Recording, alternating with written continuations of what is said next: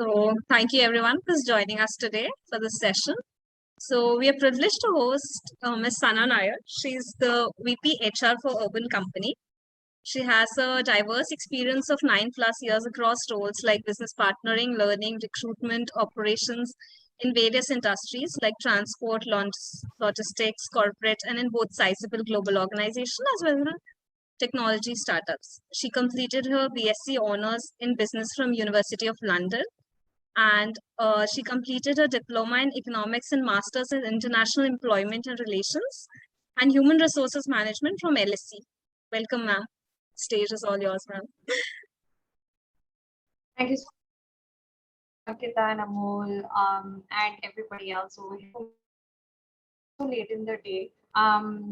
Hopefully you guys don't have Zoom fatigue right now and are geared up for a session, because it is so late in the day, because we have been on Zoom continuously, and also because we are HR, I have to be conscious of it. So I'll try to keep this as I won't say it's a light session, where I try to keep it as interactive as possible. I don't have a lot of slides for you guys, and I don't have a lot of condensed material to digest. I've been invited here to talk about, I think, a crowdsourced topic, which is how do you thrive in high growth startups. While I'm not an expert, I can speak from experience a little bit, and a little bit of just industry knowledge that you can pick up anywhere, and try to give you a flavor of what it will take.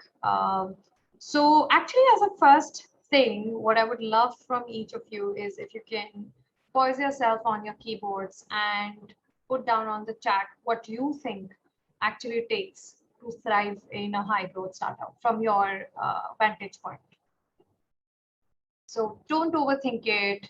No right answers, no wrong answers. Honestly, there aren't. Okay, agility, absolutely. Others, just innovation, great. Unique problem solving ideas, learning mindset, yes. Others, we have 92 people on call. This is 4. Okay.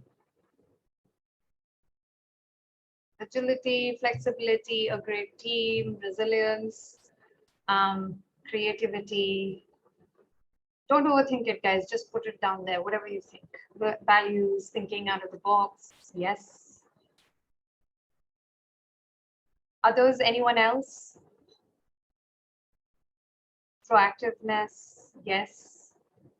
Culture, yes. As you can see, I'll probably agree to everything you put down over there. We can probably wrap up and you're done, because all of you are right. You kind of need pretty much everything that you have put over there. But I'll tell you what, so from my lens and my experience and everything that I hear experts say, I'd love to take you guys over a couple of examples and a couple of things that I think have been very critical for any employee. So whether you are interviewing with startups, whether you are working in startups, whether you're exploring the possibility of working in startups, or whether you're exploring the possibility of starting up on your own, right? Like for any of these, I would think the competencies, for the lack of a better word, these would be critical. Yes, disruption as well. Well, startups, I suppose, are essentially as a mindset disruptive. Cool. So let me just share my screen. You'll have to tell me if you can see it or not. Can you guys see it now? Yes, ma'am. Okay. Not that there's a lot to see, but I almost felt guilty for not coming with slides. Just anchor our discussion forward. Okay, cool. So just to give you context, I don't know how many of you are familiar, but I'm part of Urban Company, where I've spent most of my career. I have 9 years of experience, slightly above 9 years of experience, 3 years in a very large organization which operated like a startup. Essentially what they did was they provided logistical solutions to military organizations, military outfits, whether it was governmental, non-governmental. So a lot of our employees were based in conflict regions like Afghanistan, Sudan, and we were working with NATO, UN. So you can try recruitment and onboarding and all the things that you do as an HR professional, but you do it for like Afghanistan, for your employees based out of Afghanistan or Sudan. So very interesting setup, and of course there's Urban Company. I joined them when they were a baby. They were pre-Series A. They were 15 employees. I was the first person in the HR team, and right now they're a $2 billion valued company. Has raised Series F, is fairly large. We have 1,300 employees. We went from one city to 5 countries and 40 odd cities right now. So have kind of seen the growth journey of this particular startup. If you're not familiar with what Urban Company does, we were previously called Urban Clap, and we essentially provide services at home, right? And we have gone from T1 to T2 cities as well in India. So trying to expand as much as we can, I suppose. And you'll see a lot more of us in the future, whether in India or abroad as well. So that's basically the context setting, as in that's my experience that I would love to speak to you guys about. I see a lot of you have actually already put down the words that you resonate when you think of startups and what it will take to succeed in startups. And you'll actually see, I put down 5 things, which in my head, you can't do 10. And I think if you think about all the knowledge that you built up in college, and if you come with experience, that you can never do that. You can never build, depth and expertise across 10 different things or 20 different things. So try to keep it at 5 crucial, critical, core values that you need to have for yourself if you are thinking about startups, right? And the first and foremost is passion.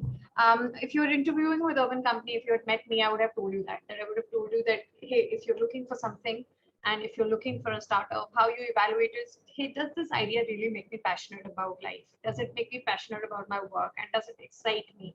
I interviewed with UC when they were a baby, and I tried doing a lot of research and I could not find anything. I could not find who their competitors were. I couldn't find any news article. But fundamentally, the idea really jazzed me. Like I thought about how it makes so much sense to get people at home, and how I don't need to have my plumber or my speed dial instead of my own parents, right? And how UC can really expedite that. So whether it is a Series A or a Series B or something which is really large and well known, irrespective of the startups you're exploring, irrespective of what you are thinking for doing for yourself as well, you need to be really passionate about the idea, and it needs to come from a deep rooted sense of belief and trust. Nobody's going to tell you okay, this is going to be really successful and guaranteed, right? Like you are kind of going in with a very high risk mindset. And the one thing that is really going to keep you there for long is going to be you're passionate about the idea. Let's say if you're an entrepreneur and you have started up something for yourself, what is going to keep you at it, right? It is going to be your passion about your idea. It's going to be your passion about building an organization. It's going to be a passion about making a difference and disrupting something out there. So it needs to come from that belief. Now, that is very meta level. When you think of passion, it's fairly meta level. Okay, I'm very excited about this. But actually, if you go down to it on a day-to-day basis as well, right? If you are not passionate about throwing out an idea out there when you're talking to your close net of team that you're working with. Let's talk about case studies you're working on, right? Like you are passionate about an opinion that you're sharing. You are passionate about your thought processes. And I think some of these things are very critical, and I think they come from an area of passion, right? If I have to talk to my founders or my leaders about, listen, I absolutely think you need to be hiring for a particular skill set. And if I don't come from a place of belief and a place of passion and a place of depth, and then we'll go in depth little later as well. It is not. I feel that's going to kind of ground every experience that you are meaning to have if you are exploring opportunities with startups. And money actually is one of them. When all of that becomes immaterial, I know somebody who's just moved to this really exciting startup in Bangalore, and when I asked them what did you negotiate for, they said, "Arey yaar, ye sab fark nahi padta mujhe." Right? Hey, did you get a better designation? Did you get more money? Did you get no? They said no. I'm really jazzed about the idea, and I think it can go big. And I think they were signing up for the idea. So it came from a sense of belief and passion. These are experiences that I have seen, and I'll talk to you about an experience I've not seen. I don't know how many of you, and especially women over here, are familiar with this company called Spanx. So essentially what they do is they help women make clothes and undergarments which are, comfortable, which are not hacky, and they are also very intuitive for use. And the founder of Spanx essentially was somebody who was driven by passion. It took her 10 years to come up with an idea. It's not like she was thinking of, "Arey, mujhe Spanx karna hai," right? Like she was thinking about, "I want to make a difference and I have to land on the right idea." And this is for the wannabe entrepreneurs out there. And ultimately, she came up with the idea of Spanx where it came from her own experience of heading out to a party and not having the right things. And struggling throughout the night and then coming back and thinking this needs to be there. And it came from a sense of belief. She believed in the idea while not a lot of people did, because not a lot of women VCs out there to believe in the idea, right? But it was something that she gunned for, and she went after it because it came from belief. And I think ultimately it is a multi-million dollar, hugely successful company at this point of time, no longer a startup. But it came from that particular, I would say, DNA of a person. And I think that's how we should refer to it. I'll pause over there. You'll have to tell me if I'm going really fast, guys. Anything? I'd love for someone to just like chime in and say, Sana, this is fine. Sana, it's actually fine. The passion you're saying it with, we can resonate with that. Okay, awesome. I'll pause also in case you guys have any questions for me at this point of time. So I'd love it if you guys would chime in with your own thoughts, with any questions that you might have, and we'll try to keep it as interactive as possible. So again, any thoughts from people in the crowd over here? Any questions so far?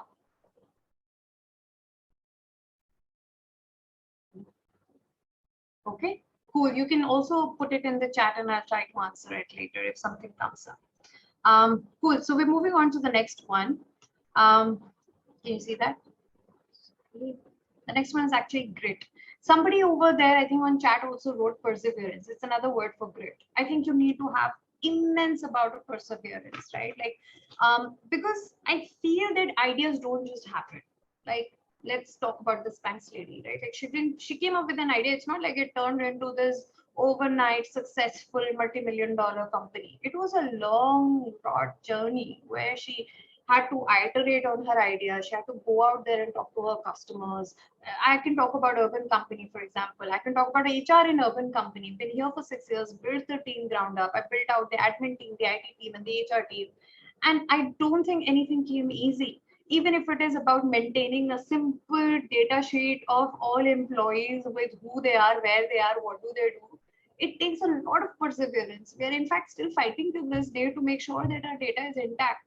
So I think nothing comes easy. And if you are exploring either being an entrepreneur or if you're exploring opportunities in startups, eventually, one thing you've got to ask yourself, do I feel like I want to do this long haul? So one of the mindsets, again, when you interview with startups, if you were interviewing with us, is we would love to evaluate and see ki, does this person show grit and perseverance in any aspect of life, right? Like, has there been something that you've done for a long period of time and really improved through learning and experimentation? Let's say you've been a dancer, right? Like for 10 years, that shows a lot of perseverance to me. That shows a lot of grit to me, because it's not easy. You don't overnight become a fantastic dancer. People practice and practice and practice and practice and push themselves out of their comfort zone also. So I think it needs a lot of perseverance despite failures. The second thing is you need to be learning through that perseverance. You need to be learning through that grit, getting your hands dirty. Have you really, if a lot of people come to us and say, if you want to strategize, and, ultimately you're not really doing so much strategy, you're actually doing a lot of execution. And that requires you to get your hands dirty, and that requires you to enjoy even that little piece of grit that you have to show on a day-to-day basis. You have to also think long term. One of the things that goes wrong with startups and people who are exploring startups, I personally feel, is it's a very fast moving journey. It changes on a day-to-day basis. It changes in the long run. And I feel that somewhere when you miss or you take your eye off the prize, which is, success for yourself, success for your organization, success for your peers. And if you take your eye off the prize, you will stop enjoying it, because it's made up of those little moments of hardship. It's made up of those little moments in the trenches with your teams and colleagues to make something wonderful and beautiful out of it, which I think is very important. So I think grit is absolutely critical. Is a simple example, an Indian example is Zomato. You guys would have read about it, right? Like Zomato did this fantastic expansion across the world. And I think they had a couple of months left on the balance sheet when they decided to roll back. It came with a lot of painful decisions. And for us on the outside, it's very easy to say good, bad, right, wrong, ugly, beautiful. Very easy to say that. But I think when they decided to roll back and move out of US, for example, move out of Europe, move out of Australia even, it takes a lot of grit. It takes a lot of perseverance, not taking your eye off the ball, because you have to make the company survive. You have to make the people who are in those companies survive as well. So a lot of great stories out there. Another example is, I think, Nike. All of you would be familiar. I'm sure all of you are probably looking down at your shoes right now and looking, oh, मैं तो Nike पहना हुआ हूँ, right? Like it's a beautiful example of Phil Knight, who was the founder of Nike. He was essentially a guy who knew how to make high performance shoes. He was not a guy who was at marketing and building great brands. He just made good shoes, good athletic shoes. But they faced a lot of competition from Reebok in their heyday when Reebok started fashionizing athletic wear, fashionizing great shoes, and that came against the grain for somebody like Phil Knight. What did he do? Ultimately, he got up one day and he said, listen, I have to push myself against the grain. I have to get into something that makes me uncomfortable. And he went out there and made Nike a brand. We got a lot of great slogans out of it, right? Like Just Do It was an example of them moving out of their comfort zone, learning something new and pushing it out there for success. And it takes a lot of depth. That's something we should not forget, because I think when I say depth, what does it mean? You have to build your expertise. You do it by not by reading, but you do it by doing a lot of things, iterating on your journey and learning as you go along. Right? If I have to do the last 6 years again, I will probably be able to do it, hopefully, I think, in 2 years. Right? Because I've learned so much, I should be able to be successful in a shorter period of time in a similar settings. But that's very important, that you're able to build a lot of depth as you go along. And I think, again, you have to reflect back to your stories. As I go through, by the way, each of these five, I think you should think back to each of your own experiences, moments in time, and maybe even write down, probably for your future interviews, what were those moments where you showed passion, what were those moments where, or those elements of your life where you showed a lot of perseverance and showed a lot of grit.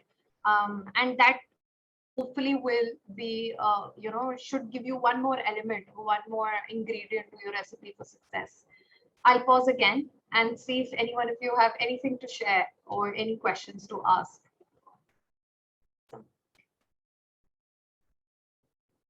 First question is always the most, whether you're sitting in college or in office. Okay, cool. I'll move on then. I'm conscious of the time, so I'll try to keep it balanced. The next one is bias action. I think I saw that also come up, on the chat over there. This is honestly very simple, and it's essentially, it talks about speed. Are you moving fast enough? We're all familiar with Facebook saying fast and break things, right? Like, why did they do that? Because they knew in the initial journey that they have to go against, go really, really fast and outstrip the competition if there was any. And bias for action for us, at least an urban company, has always been very critical to enabling decisions, for example, right? Like, are we sitting on decisions for too long? Are we able to move it out the door fast enough? Are we being slow that somebody else is able to overtake us? Are we building enough enough moats around us to be able to sort of last long? Are we breaking things and learning fast enough? So if you go back to grit, I talked about learning and unlearning, and talked about experimentation. You're only able to do that if you move fast enough.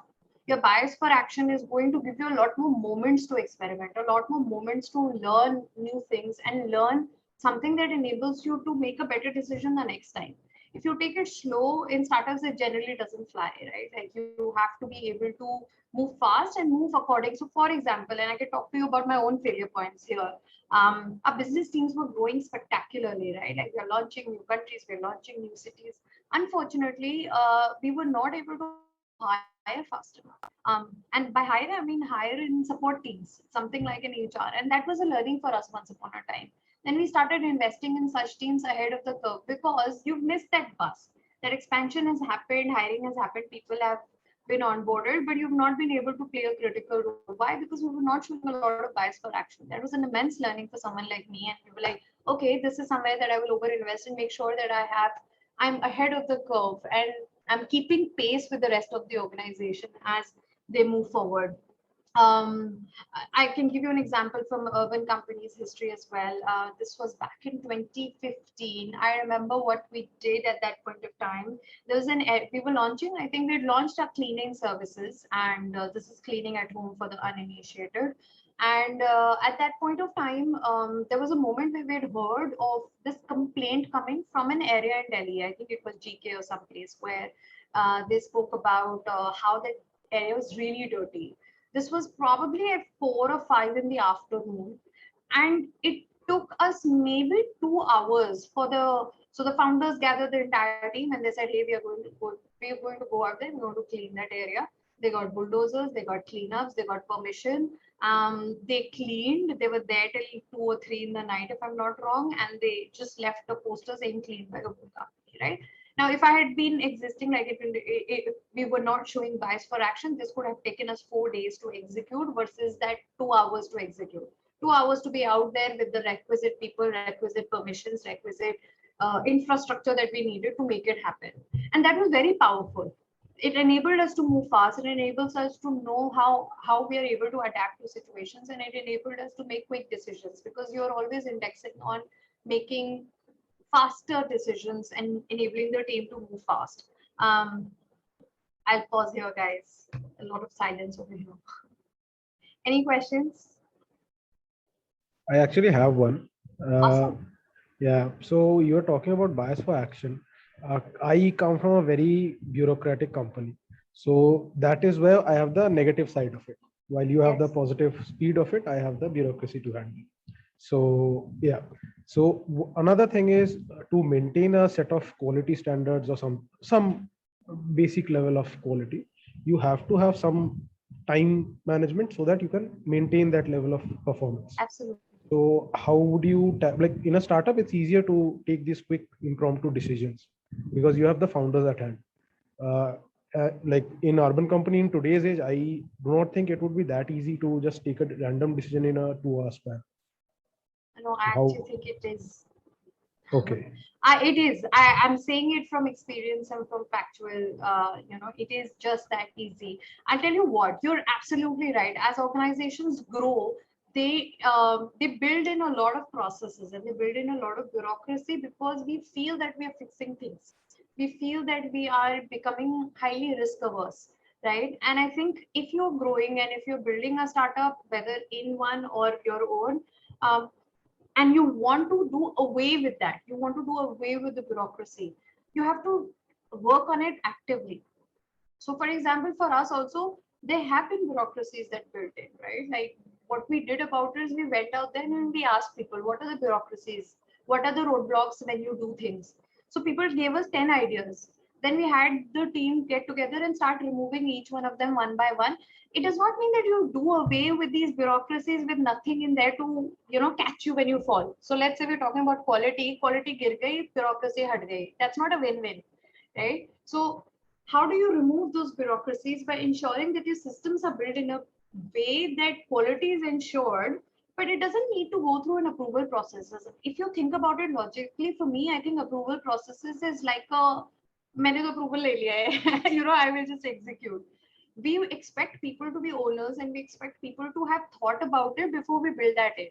And I realize a lot of those approval processes and checks and balances were coming from a place of not really adding value. It's not like you remove everything. It's about making sure that when you have a step, it's actually adding a meaningful value to you.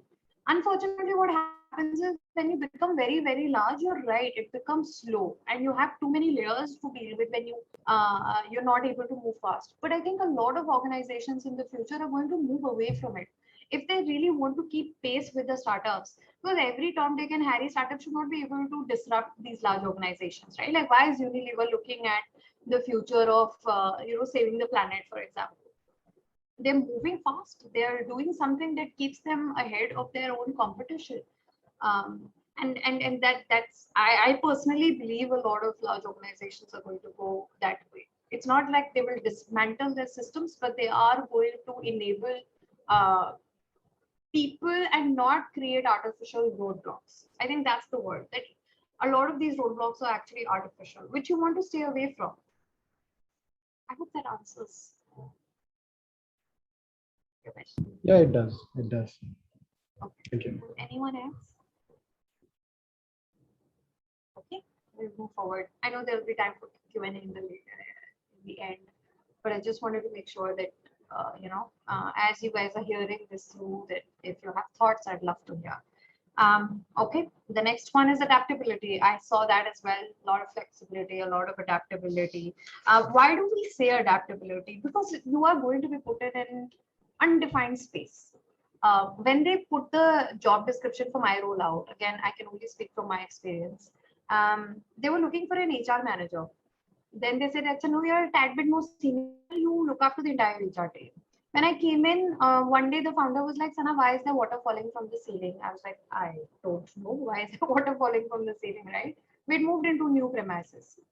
And the next day he comes, he's like, "Sana, why is the internet breaking?"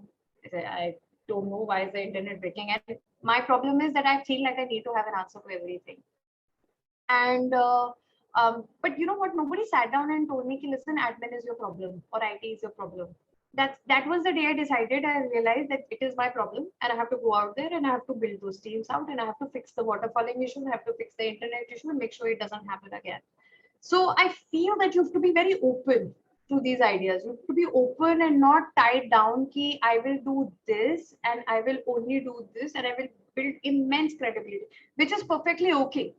It is a great way to go, but that's not what startups will give you. Startups will give you immense ownership. They will give you a wide blank space. Nobody came and said, "This is how you have to build that HR systems out." I don't do it to my team even to this day, right? Like I don't tell them this is how you have to build out your work.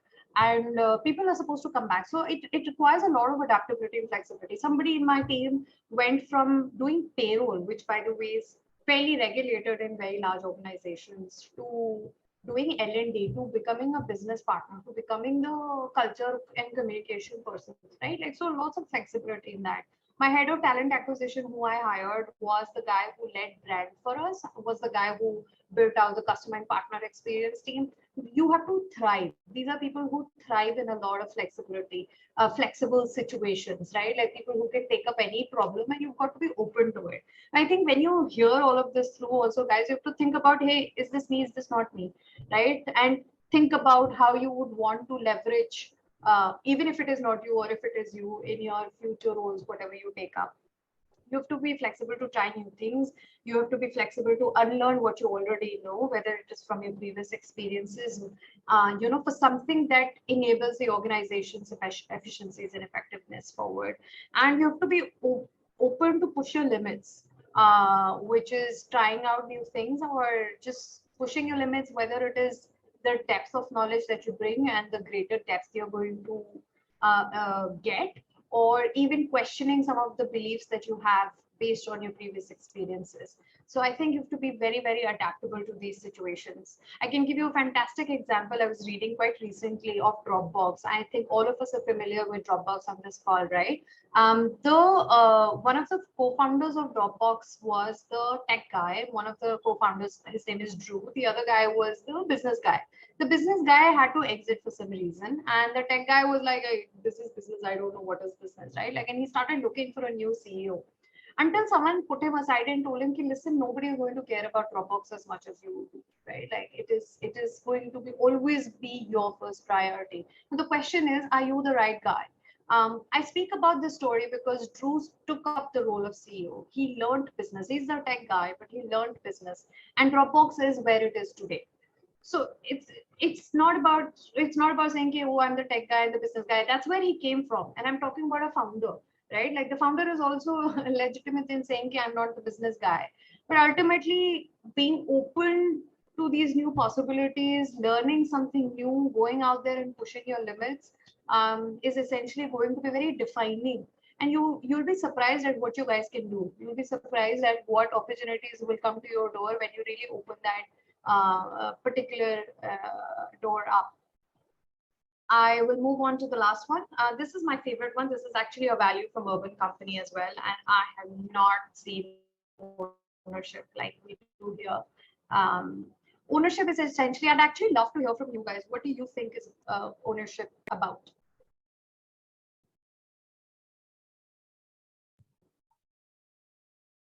I'll stop sharing and look at your faces or names. Taking up responsibility. Okay, taking up responsibility. What else? To feel something like it belongs to you. Okay, that's an interesting one. When you say it belongs to you, yes, that's true. Just adding on to what Azim said, it's like treating the company as our own company, like we are the CEOs or yeah. Yeah, absolutely. What else, guys? Owning the responsibility. I can see a lot of responsibility. Do you know what comes with responsibility? What's the other word Power. that fuzzy? Power. Oh Accountability. wow, we're not Spider-Man. Accountable. But yes, ownership may or may not get you power, to be honest. It gets you a lot of accountability, essentially. When you say you become owners of something, it gets you accountability. It's your, for again, the lack of a better phrase, it's your neck on the line. When water is falling from the ceiling, it's my neck on the line. I'm accountable for that status.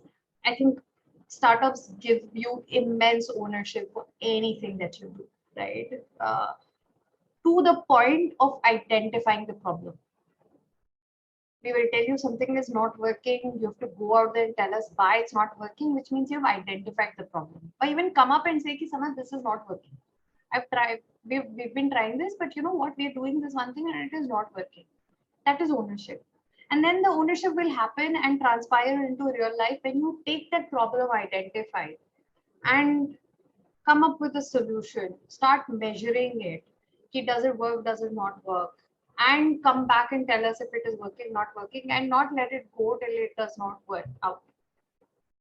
And this is going to be, I think, the defining aspect of your experiences when you go to a startup. Why do I say that? Is because startups are like blue sky thinking, ocean depth deep thinking, and they will encourage it. They in fact look for it. So even again, when you're being evaluated and you're interviewing with startup, they want to see what it is that you've done with high degrees of ownership. It could be something at campus, it could be something with your previous organizations, but I don't think there is any escaping this, irrespective of the startup you're and that's why this is one of my favorites. I don't think you will see a startup which will say ownership nahi dekhna, go dekhna. Everybody is going to operate from a lens of, does this guy operate with a sense of ownership? What is it that you have taken up on your own accord, and you've really gone all the way and done everything in your power to fix it? Small stupid examples from early days of Urban Company is we used to have a 2-bedroom office space kind of a thing with a small kitchenette, and it was up to each of us to keep it clean. Which, when I say keep it clean, is trashing everything, taking the bags down. In fact, I used to come so early. I was given the key, please open the shutters of the office. I felt like my dukaan khulti ho subah. It was that kind of a office space, right? But honestly, there was part ownership. People are telling you it's like your own house, and you have to come in and you have to treat it as such as well. And that was life.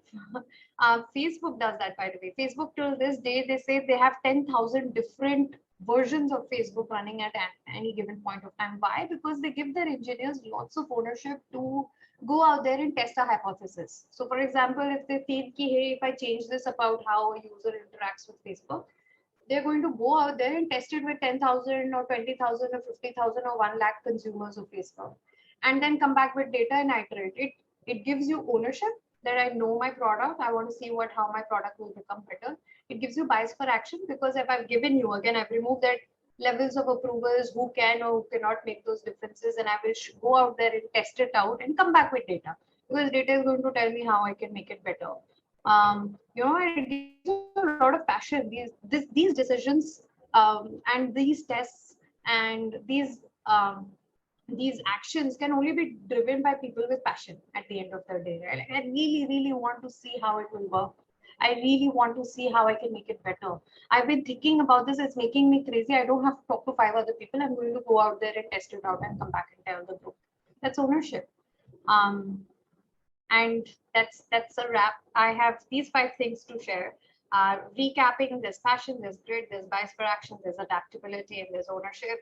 I think you guys are all here because in parts you have shown all or at least some of these, right? Like you've shown grit when you were studying for it. You've shown passion when you said ki mujhe XLRI bhi jana hai. You've shown bias for action when you thought 2 months before the exam I will sit and study and crack it, right? Like you've all done it, and I think you do have elements of it, or some of you would be champions of it. You just have to look at yourselves and think about what is it that you want aage, and you want to think about where is it that you think you will thrive, what is the kind of experience you want. My personal suggestion, I took up startups much later in life, 3 years into my experience, but it's been very defining of who I am as a person, right? So these options are always open to you guys. So just decide and jump, whether you want to be an entrepreneur or partner with a startup. I'll pause. I'd love to take some questions. I know we have 20 minutes on the clock.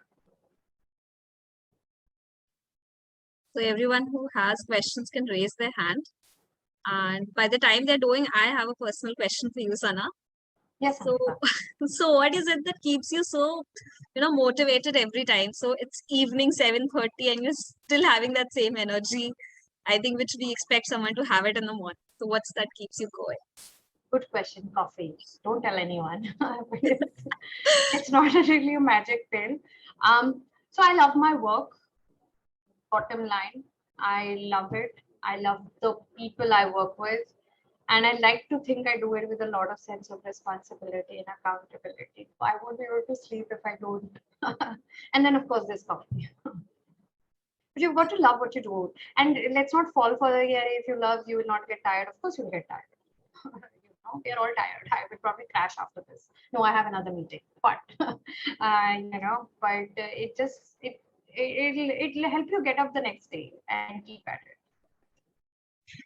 Thank you, Sana. So, Swagata, you can go ahead with your question. So, hi, Sana. Hi. That was a very fun interaction. Actually, we don't usually get those around here. So the thing is, with regards to ownership, that was the last topic we were discussing. In not even in a startup, in any business environment, it's very difficult to instill ownership into others. You might be successful with yourself, but when you're a leader, or not even a leader, a team player, even as a team player, you sometimes have to instill the idea of ownership into others. So coming especially from your background, how do you go about it, or what are some tips you would have on that? What difficult question है स्वागत. XLRI में ऐसे ही पूछा जाता है. अरे तो ये आंसर लिखना है कहीं मुझे बताओ. So it's a great question. I'll tell you why. Because when people ask me about my experience at UC, I say I've learned 3 things. Practical, grunt work, getting hands dirty, strategic things, because you're always thinking about the future. And the third was being a leader. That is, I think, the one thing that would always keep me awake at nights, keeping my team motivated with high degrees of ownership and stuff, right?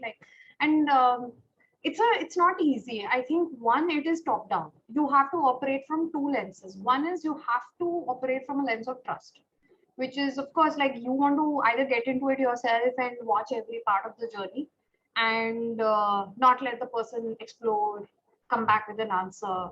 A lot of mistakes that I've done, by the way, like I would probably get into it and micromanage everything, but I realized my job was to ask questions, which is easier said than done. But asking good questions to your team, which is giving them a lot of trust. I know you'll be able to do it. Stepping back and allowing them a little bit of space, so they know that, oh, it's on me. That's when I feel like I'm an owner, right? Like not when my boss is making the decisions. I'll give you a simple example.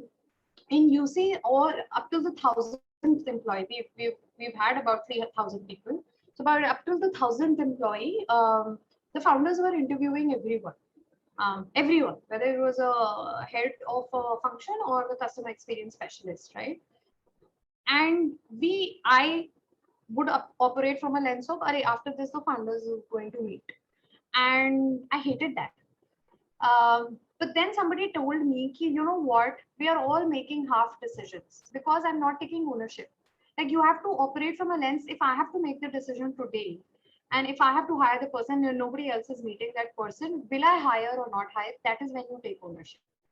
So that little bit of trust and space that you need to give to your team, and then hold them accountable, right? So for example, Netflix is a great example. I'm sure you all have read. I'm sorry, I love reading, so I use a lot of these examples.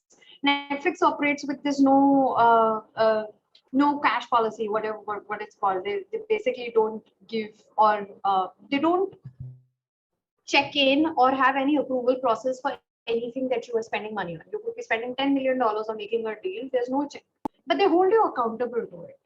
So the second lens that you have to apply apart from trust, which is what Netflix did, gave a lot of trust, said, we know you will make the best decision. The only caveat was make the best decision for the company. The other lens was accountability. When we do come and ask you, hey, Swagato, you did spend $10 million, what came of it? You should be okay to say, hey, it was a great decision. It was super successful. I acquired the rights of the movie and Netflix did, like, it was great. Or I bombed. This was my learning and this is how I'm going to operate the next time. So I think when you work with your team, you have to do both. You have to give them the space and trust, but you also have to learn how to hold them accountable. Again, very easily said than done. Holding accountable is not an easy one. Like, what do you do? How do you hold accountable, right? I'm sitting in a meeting. What does that mean? So it's easier said, but I think these are the two things, and you have to practice it. There's the final piece that comes. I read a great line yesterday: trust equals consistency. So you have to be consistent in your behaviors. You can't act in two divergent ways without explanation or context. And you consistently ask these questions, give space, ask questions, give space, hold people accountable, right? Like when you do that consistently, it drives that message down. I hope that answers the question. Yeah, something else that I've seen work is empowering your team to do tasks. Like let's say they are in a customer facing situation where they're not comfortable there. So you just support them and let them take the call, but you just support them and have their back. Yeah, absolutely. Absolutely. Thank you. Thank you. So Asim, you can go ahead with your question. Hi, Sana. So just sticking to ownership and its core values of open culture, I want to ask, while defining or redefining the core open culture with its core values, what kind of conflicts or trade-offs do you foresee and how do you deal with them? It's a great question, Asim. This is actually fundamental to our decision making. We always sort of, as ownership in itself for us was a bad example because ownership was one thing everybody could see. And if you ask a new joiner also, they were like, ownership what is company mein. But it's a great question because everything that we decided on as a, like one of all the values, we were always thinking about ki iska trade-off kya hai. When we say trade-off, we mean what is it that we are giving up? So maybe you're giving up control over here. When you speak about ownership, you give up a little bit of control at a certain level, right? Like when you have to push ownership down to the nth level. I think you give up control at the end of the day. But that was true for a lot of our decisions. When you say bias for action, that's again one of our core values, and you'll see that again in a lot of startups. What you give up is maybe you are not able to do the due diligence that is required, all the checks and balances Swagato spoke of, all the quality checks that you need to do. You give that up to a certain degree. You have to figure out what works for you, 80-20. 80% what will work, what is going to be needle moving, what is going to be impactful, how do I get there? And you let the 20% go. And that's a big part of startup life, super prioritization. I hope that has answered your question. Yes, thank you. I have Piyush now. Shane, go ahead. Hi, Sana. Hi. So I was just wondering about the startup. I think you've covered a bit of this answer of what I'm about to ask in the previous things, but I just wanted to give a broader thing. As a startup scales, right? And the nature of responsibilities also keep shifting, right? For the founders, for all the people at the top, generally, there's a lot of rapid change that goes on. One day you're raising funds and then the other day you're doing something else. You're managing HR. Like before you joined, for example, they were probably HR as well, right? Yes, they And were. then it's, yeah. So, they're essentially, they're letting go of responsibility. There's a lot of rapid changes going on, right? And there's more focus on specialization as the startup grows and scales. Yes. So what challenges do you as a HR professional face in this kind of a transition? Like, and that too, this happens very rapidly. It's continuously happening. And how does one, respond to this? I think you did respond about one thing, about like letting go of control. But at the same time, you're also, as an HR person, you're somewhere in between as well. Like you're helping others let go of that control at different places. So I was just wondering about, what challenges you face like that. Okay, so I'll answer this from the HR lens for sure. And that's a great question to Piyush. I think as we were growing, you have to recognize, and for all the geeks out there, read something called Griner's Curve. It talks to you about the 5 stages of growth of an organization. And I don't think everything, my takeaway from this was yes and no, because different elements are at different stages of that Griner's curve, right? Like even in the same organization, in my opinion. But essentially what it talks about is that you'll be at different stages. And I think we've been at different scale of that particular stage where you are constantly growing. But the pace at which you're growing will differ. The scale at which you're growing will differ. And from an HR lens, you have to keep multiple things in perspective. In hindsight, I think one is going to be your core processes. You can't afford to let it break. Like if you're reading an HR function, you can't afford for your payroll to go on the 1st of October if it has always gone on the 30th of September, irrespective of you were processing for 200 people yesterday and in 1 month you have to process for 800 people, right? Like it can't break. That's your basic processes. If somebody is coming on Monday, you were used to having 2 or 5 people, and this time you have 30 people in 3 different geographies on Monday, then you have to deal with it. Can't do away with it. So I think that's first piece. The second piece is just making sure you're able to keep pace with hiring. So I think that's probably, and I gave this example earlier as well, that I think hiring tends to break a lot. Like if I was to talk to any startup out there, they will tell you what their biggest problem is. They will say hiring. No matter how big they are, they will say hiring karwa lo, engineering karwa lo, business lo karwa lo, get us the cream of the people. There's a war for talent out there, right? You're all part of it, right? And that is going to be fairly critical. And how do you stay ahead of it? How do you get the right people in the HR team? That is super critical. You will never be a large team. We are 20 people team. I was a 10-member team till last year for a 1,000 people employee base. So how do you ensure that you get the right people, invest in the right places in the HR team, and keeping ahead of it, or at least keeping pace with the organization? So for that, you have to have very, very strong business acumen. Yeah, I'm sure all of you have heard in the past. But what does that mean?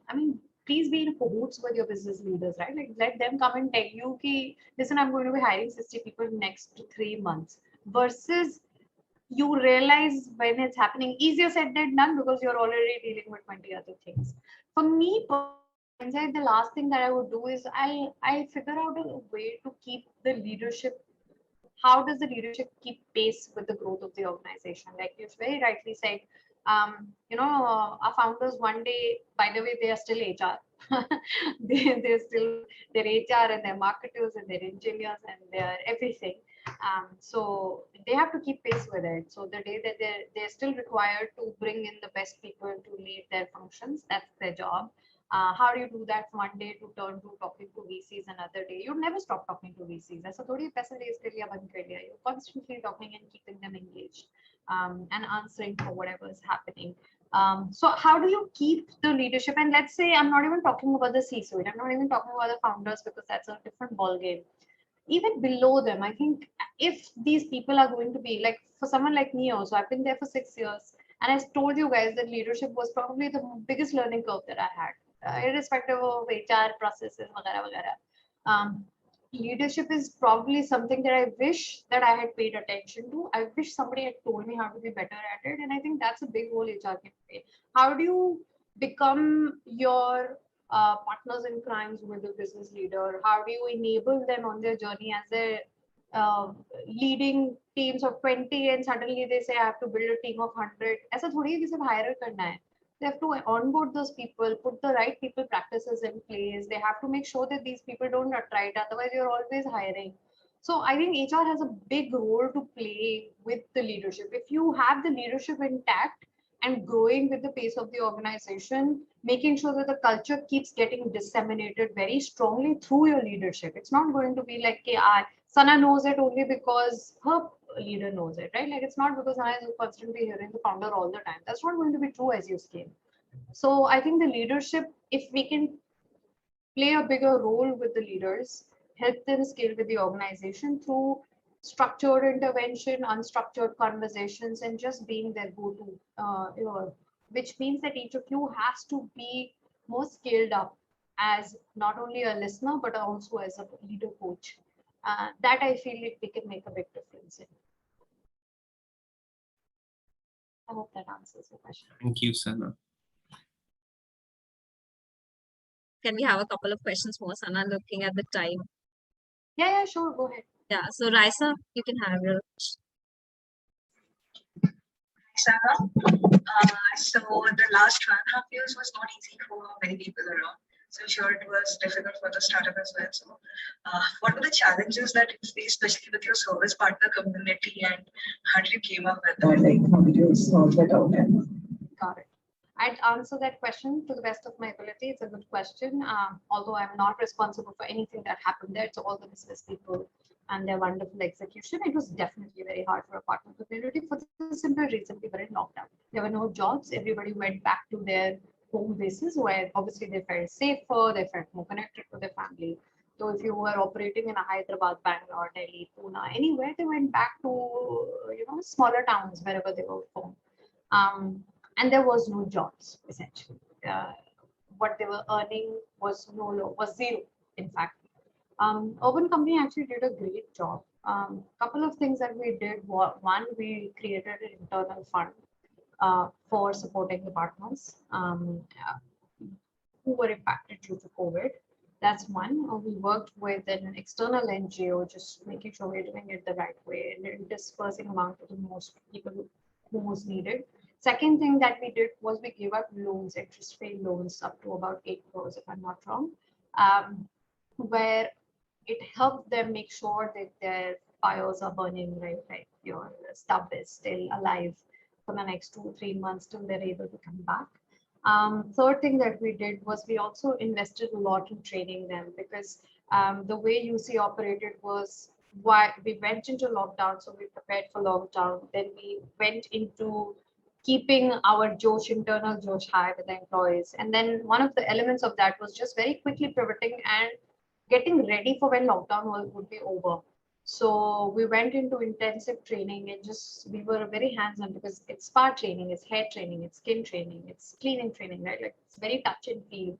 We took it online and we invested a lot of time and effort in making sure that our partners know how it needs to be, educating them about COVID also, how to manage during COVID and how to manage work after COVID. A lot of effort went into telling them how to come back to office as well, which is come back to towns and start taking up jobs. It's critical for them, but of course there was a lot of fear. Like you and I was definitely very fearful, right? Like of people stepping out. So I think it was a lot of very long journey, but and India has of course seen its 2 waves. The second one being brutal to a lot of us. I think UC has actually done well. In fact, I don't know if you follow us, but we ranked top in the Fair Works Index for workplace safety and just how we manage our partners who are not our employees, by the way. Thank you so much. Thanks, Isaiah. Shweta, you can go ahead with your question. Hello, ma'am. I have 2 questions related to the naming of Urban Company. The first one is like why the name was changed, and the second one is like how difficult it is to change the identity as a whole. I mean, with respect to name, because at times I've seen many companies who changes their kind of objective or strategies. For them also, it has been difficult in past. So how it was for Urban Company from starting from Urban Clap and then Urban Company in 6 years or 5 years, something like that. Got it. Can I ask you, did you find a change when you felt Urban Clap became Urban? No, I had used Urban Clap, Urban Company when it was Urban Clap. So I mean, this was in 2020, and after that, I was not in Bangalore, so I have not used it. But yeah, before that, I had used. Yeah, but did you say, oh no, Open Clap has become Open Company? Like, did you feel anything when we changed our name? No, I mean, I'm just curious why the name was changed, No, I because know. I felt it I'm was just all asking going you. good. It was going Yeah, great. We were going yeah, that's what. international, and Hmm. we felt that we could have a name which housed uh, all our brands. So, for example, if it's Urban Clap, then it's only Urban Clap homes.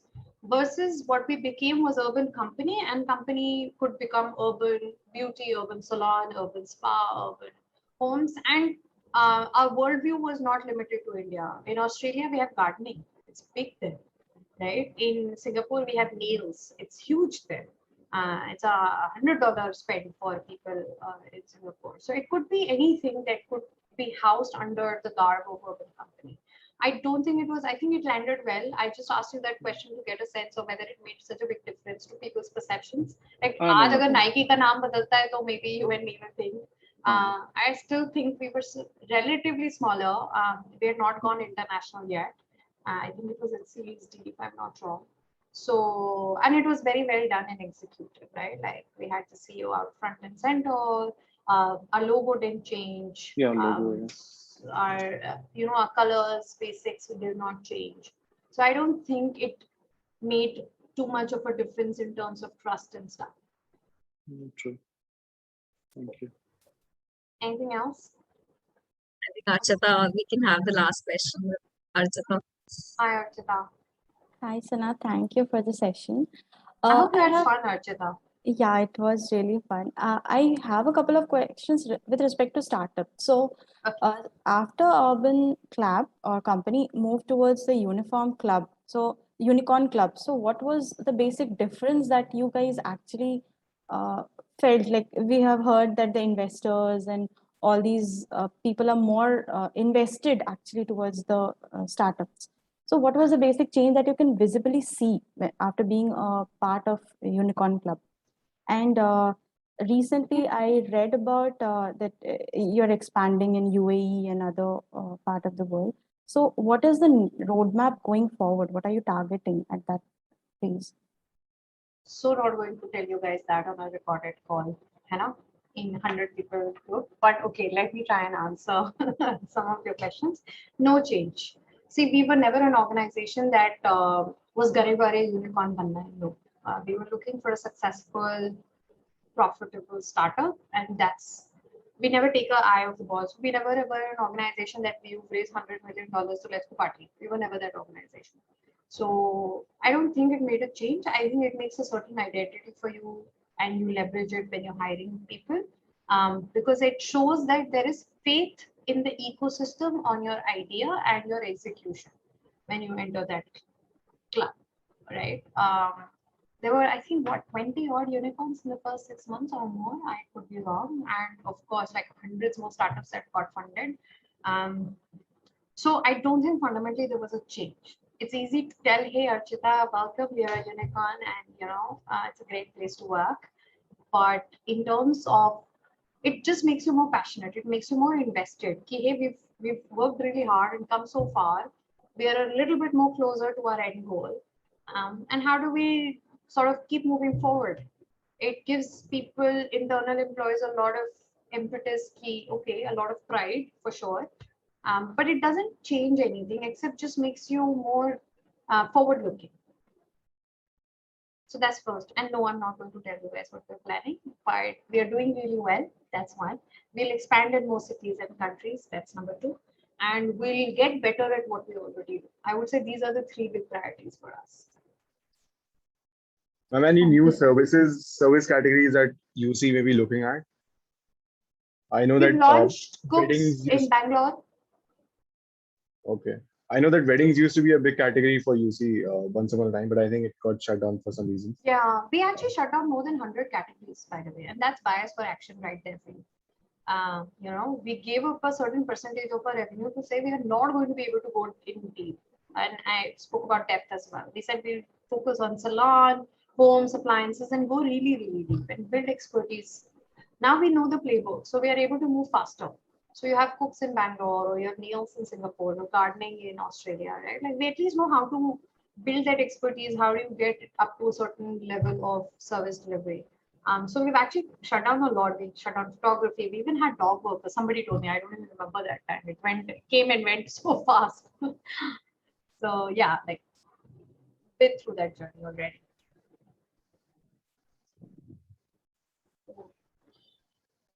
Okay, any other questions, guys? I've lost 10 people. Ankita, I would love it if you guys can take some feedback from the group and let me know how it went. I'd love some feedback. Sure. I'll learn and get better. Sure, but I'm pretty sure everybody's like very happy with the energy you've shown. We had a busy day, so your energy is motivating us now. Awesome. Thank you so much for hosting me. It was really nice talking to you guys, and wish you very best of luck as you look forward to whatever's adventure is waiting for you all. We'd also like to thank you, ma'am, because I think the perspective you gave us that how to look at a startup and believe in them, I think that is going to change our mindset about working in startups. I think a lot of learning we're taking from this whole conversation. Thank you so much for taking out this precious time and talking to us. Thank you. Thanks, everyone. Have a great evening. Thank you so much, you. ma'am. Thank you. Thank you. Thank you very much.